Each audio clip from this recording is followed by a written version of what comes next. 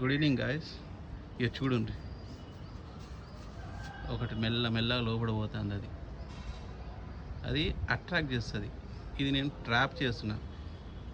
ఈ పురుగు వల్ల నా టెర్రస్ గార్డెన్లో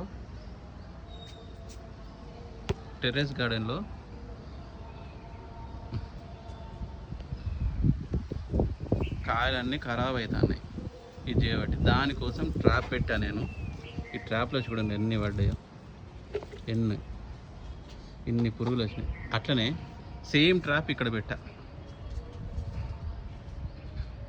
ఇవ్వండి, ఇంకోటి ఇప్పుడే లోపల పోతుంది.